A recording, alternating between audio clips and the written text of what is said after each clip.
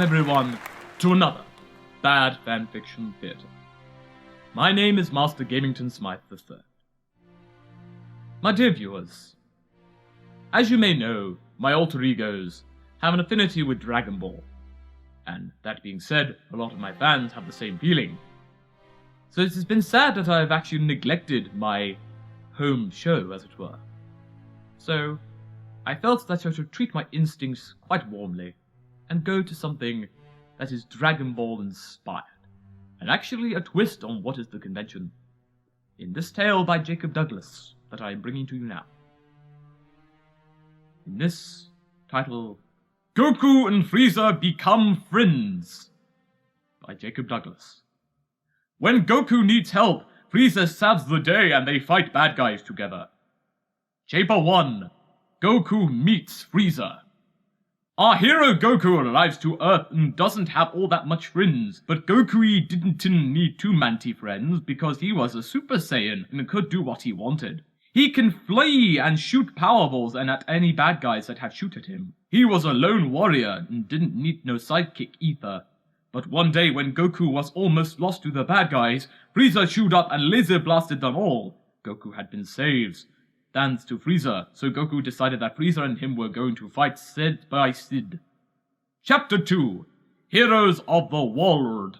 Goku and Frieza were the ultimate Super Saiyans and didn't afraid of anything that they fought. But one day, a real bad guy named Vegeta threatened them and then attacked them. So Goku threw hard punch and hurt Vegeta bad. Ouch, Goku, you win this time, but will return, and when I do, there will be moosh pain.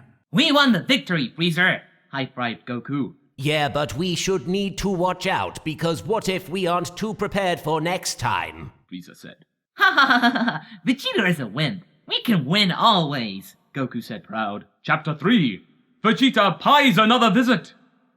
Goku and Frieza had done fighting an evil gang when their gang leader yelled, "We're calling in our boss, yellowed gang leader." Oh yeah, who's that? Frieza axed. Gang leader yelled, "Vegeta, he is tough and kill you." Vegeta is returning?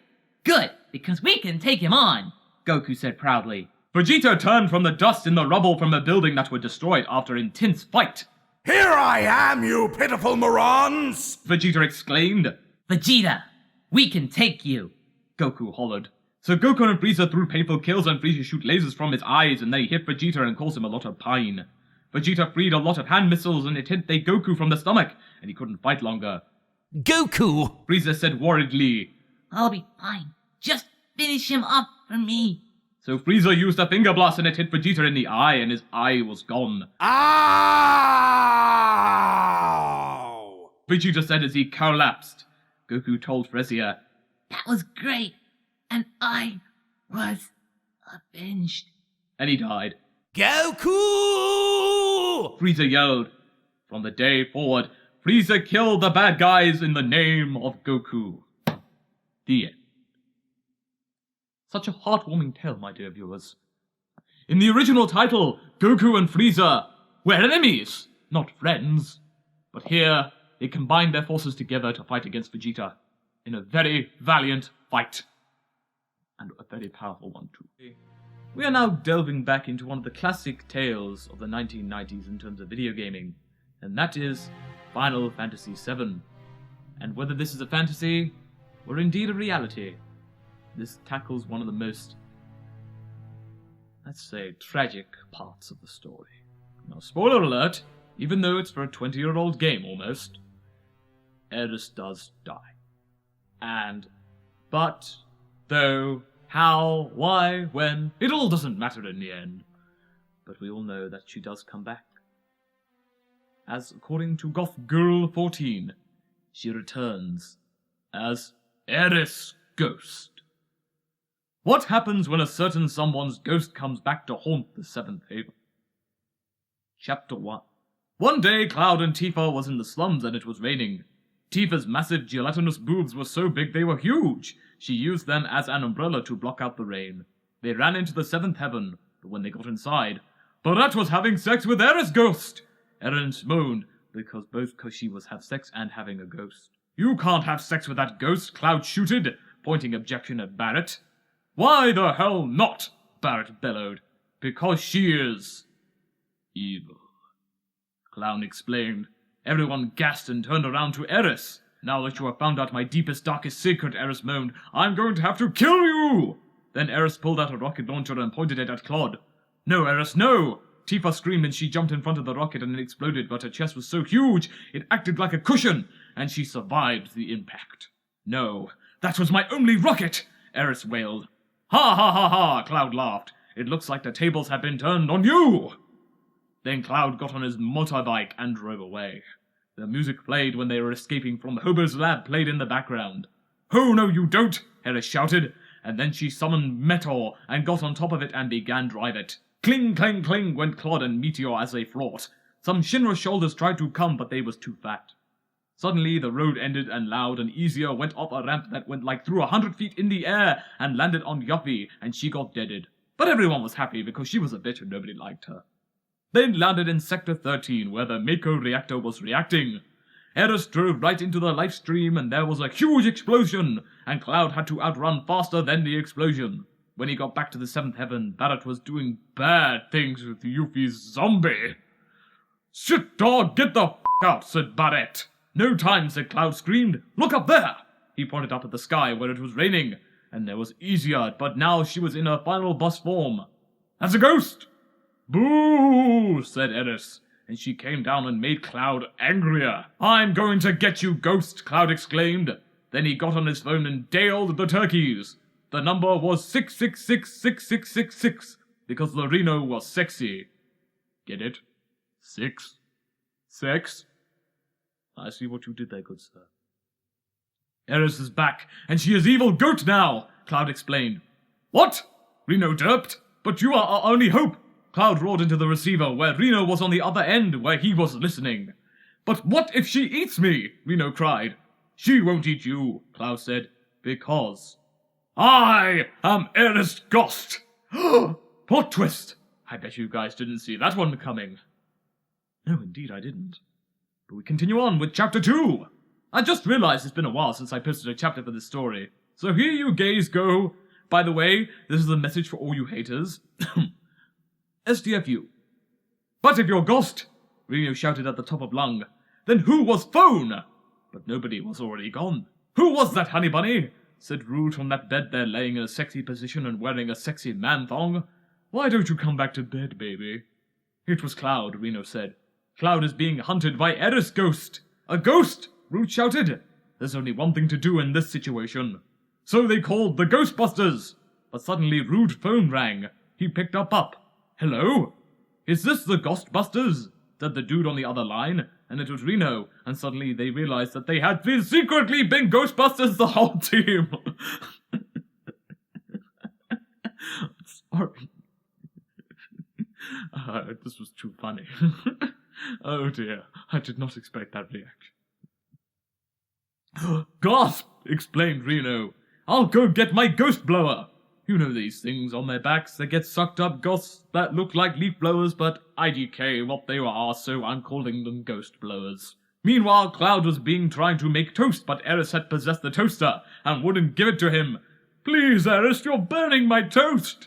Cloud screamed, and he fell to the floor and stooped, begging for Aeris to stop. Fine, Aeris said, and she shooted the burning toast at Cloud. It hit his face and he fell to the floor and died. Mwahahaha, said Aeris Toaster. Then she started shooting burnt toast everywhere. Watch out, guys! Screamed Tifa, jumping in front of her friends. He boobs acted as a barrier and the toast ricocheted off them and it hit the toasted and forced Aeris to leave the toast. Because she had nothing to possess, she started bouncing around the room. Let's get out of here, said Barrett, and he and Tifa and Yuffie Zombie ran outside. Just then, the Turks busted onto the scene! Where is the ghost? Rude screamed. He was still wearing nothing but his sexy man-thong. It's in there, Tifa said, pointing at the 7th place. Rude and Reno and the rest of the Turks all creeped up in there, but when they got inside, Aeris Ghost was nothing but disappeared. Then a skeleton popped out. Boo! He said. All the Turks screamed, but then they realized it was just Vincent. I need more blood, he groaned. Oh, Vincent, the Turks said, and they laughed. But then, Aeris Ghost came back. Say another cliffhanger? Yes, I know, I'm evil. we are actually now beginning to touch on a topic that I've yet neglected. We have done My Little Pony, we have done Halo, we have done Super Mario, and even Sonic, and even Twilight of all things. But we have yet to do the most important franchise, Dragon Ball Z. The fine, great, classic done by Akira Toriyama.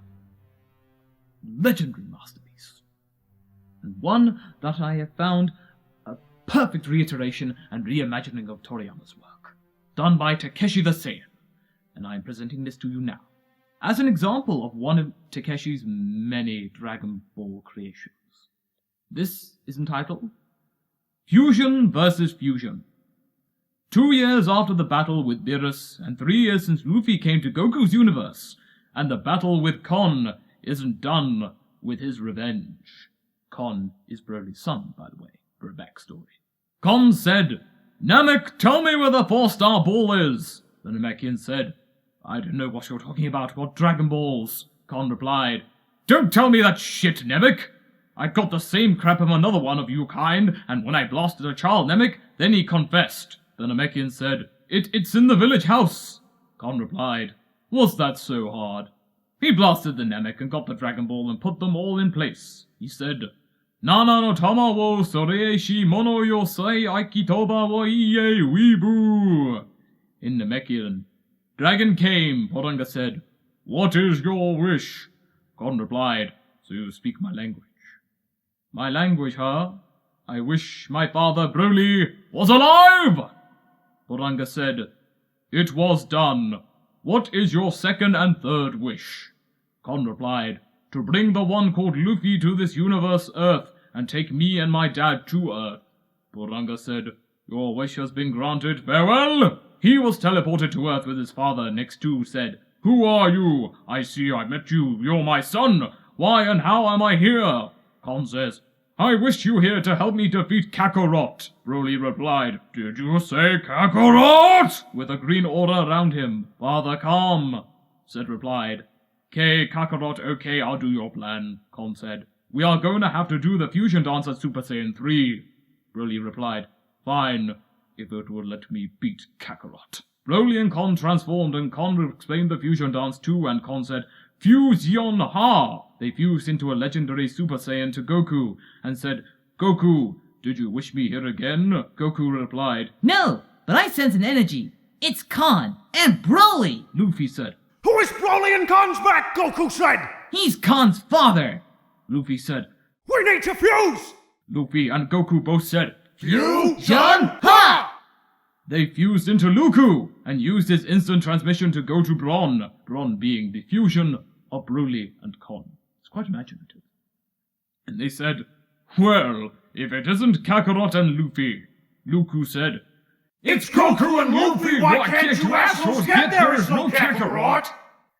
Bron said, "Let's just fight. I will kill you, Kakarot." They went off punches, punched Luku square in the face, and sent him flying. Luku said, Gear 2 plus Super Saiyan 3! Luku rushes Bron and hits him in the stomach. Blood comes out of Bron's throws a double eraser cannon, and Luku tried to dodge it, but it followed him, and it hit him and put his dust on fire. Luku said, "Ah! I'm on fire! I'm on fire! Wait! I'm on 100% rubber! Why am I scared? Kame! It hit Bron, but no effect. Bron said, "That all you got? Ha ha! You'll never beat me at this rate." Luku said, "I'm sick of this shit. Time to get serious, Super Saiyan God!" Blonde replied, "Come at me if you want to die." Luku said, "Gum Gum Pistol!" Then he ran over to Bron and kicked him, then punched him in the chest and blasted him in the steamed. To be Luku pointed his palm at Bron and blasted the back of his neck. Bron said, "Why am I getting beat? Die!" Bron charged his blaster, shot at Luku. It hit him, but Luku was sad. 3 sword style! It was Zoro. He sliced Bros 3 times in the turnaround, and Luku blasted him and said, Zoro, keep him busy! People of the universe, give me your energy! Luku is charging a spirit to swing his sword left and right, and said, I don't have much time left! Zoro, it's ready! And he sucked his spirit bomb. Luku hit into his thumb and blew into it, and said, Gigantic Dragon Fist! Ah! Bron said, "No, no, no!" Then they went right through Bron and Luffy, and Goku defused. with the dead body of Broly and his son, Con. And so the world will be at peace again. Now, my dear viewers, we wish to return to the franchise that is Sonic the Hedgehog. It has provided many fascinating tales over the years that we have been together. We had Sonic and the Great War, we had the Rise of Darkness, or the Tales of Darkness, the Rise of Darkness. It's all the same thing to me. As well as many other tales. Oh, who could forget Sonchi and Robokini's machine? Oh, that was such a romp, I must admit. But now we add to the annals of the Sonic fanfiction series on this channel with something that's a little bit of a tangent from usual. So instead of Sonic today, we're going to mainly focus on his compadre, Knuckles, Well, I'll let the author's interpretation of the word Kidna speak for itself. So we shall begin with I Love Puposed, Knuckles, and the Fairy. Knuckles is a lonely enchilada who wants a girlfriend, and a pretty Stella that just is just the girl for high. Chapter 1. Once upon a pony, there was an enchilada named Knuckler. He was pretty cool and stuff. He had things on his hands. They were cool. Once day, there was a fairy thing. She had hair. It was petite. And Knuckles wanted to go oit with her, 'cause she was pretty. Chapter 2. Knuckle went up to him and said, "Hi, you are very pretty." She said, "Oh, you like boy?" "Yeah," he said, staring all happy at her boobas. Stella grabbed her hands and brought him to a castle planet or county. And they sang, and music played. Okay, can I just say something cray-cray? Stella sighed. "I was cray," Knuckles said. "All my life has been a series of doors in my face, and I suddenly bump into you." "I was thinking the same thing," Knuckles said. "'Cause I've been searching my whole life to find my own place. And maybe it's the pate talking, or the chocolate fondue." Stella giggles. "But with you," Knuckles sang with her. "But with you, I've got my place. I see your face, and it's nothing like I've ever knew, never before. Love is an open door. Love is an open door. Love is an open door." "With you. With you," Knuckles said. "With you," Stella said. "With you," Knuckles said. And they both said, "Love is an open door." "I mean, it's crazy," Knuckles said. What Stella said, Knuckles said. "We finish each other's sandwiches," she said. Knuckles said, "That's what I was going to say." Steel said, "I've never bet someone," Knuckles said. "Who thinks much like me," they both said. "Jizz jonks jinx again," they both said. "Our mental synchronization has but one explanation." "You nigglies," said, and I still said we're just meant to be. "Say goodbye," Stella said. "Say goodbye," Cuggles said.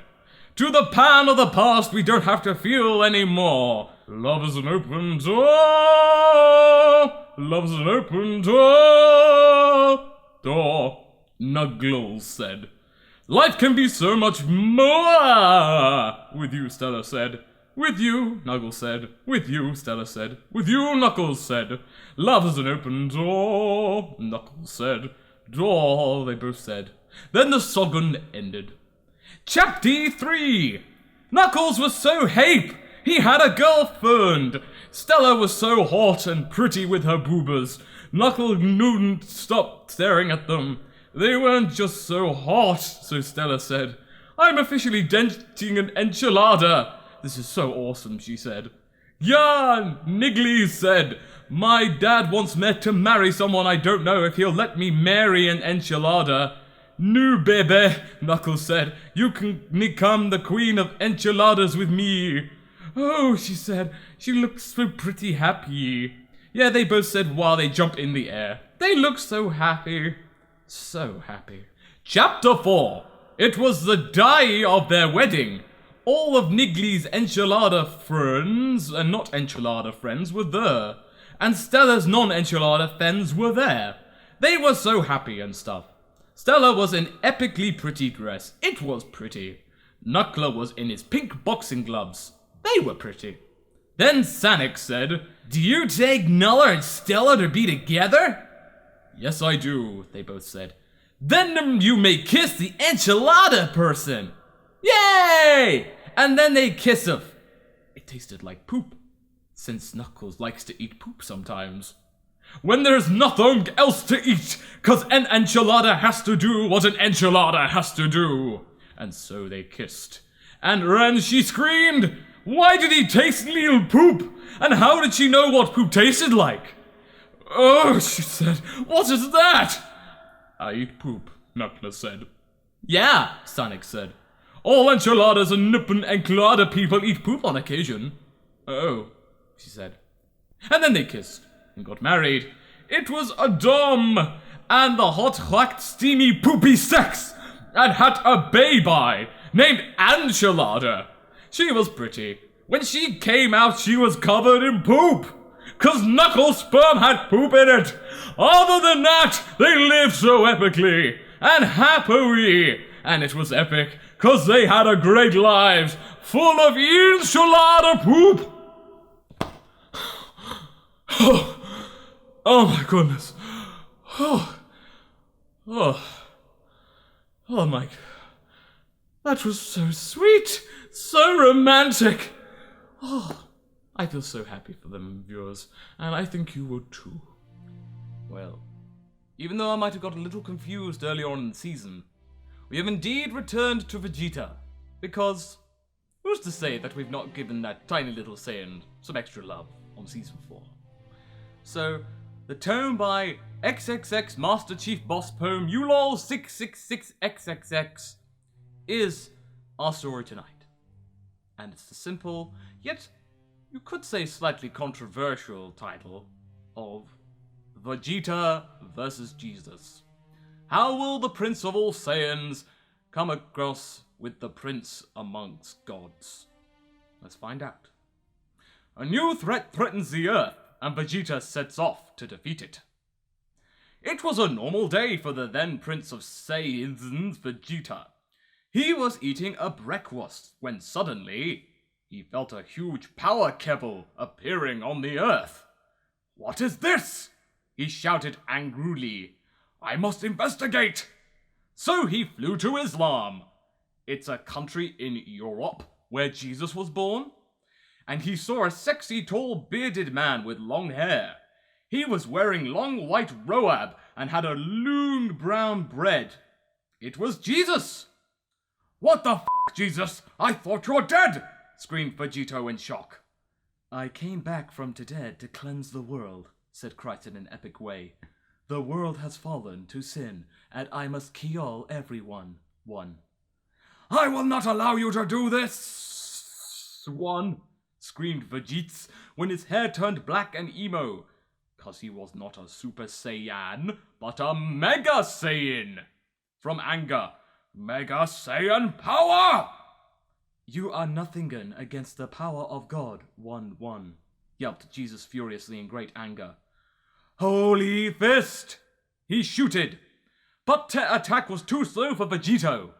He dodged it no problem.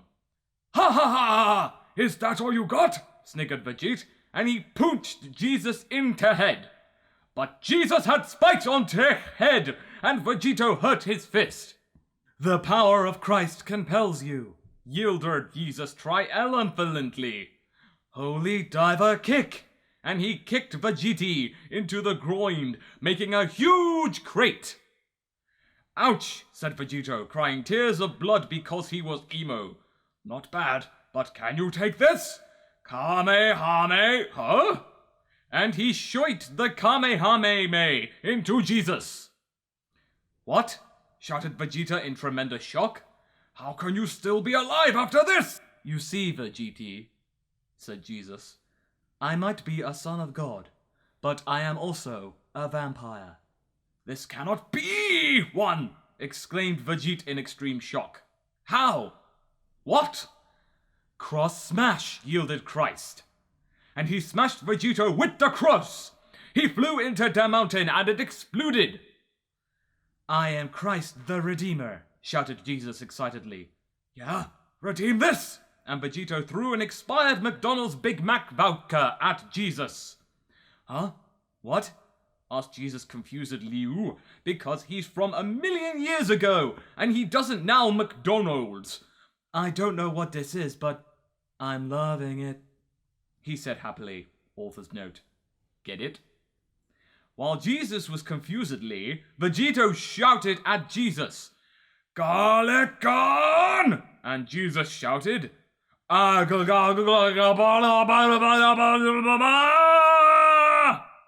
he turned to Doost, because garlic kills vampires. Vegeta killed Jesus, and the world was safe from another Donga. To end. My goodness. Religion is no match for the Prince of all Saiyans in this story. Now, most people might find that controversial, but personally, I find it rather illuminating, because of the deep, darkest question I've had in my mind. Would the Son of God love a Big Mac? Now we know he would be loving it. And what I do know is that it's time to end for another episode. But until next time, raise a glass to the story. And until then, be sure to check up on all the past episodes on this Bad Fanfiction Theatre. Doodle pip!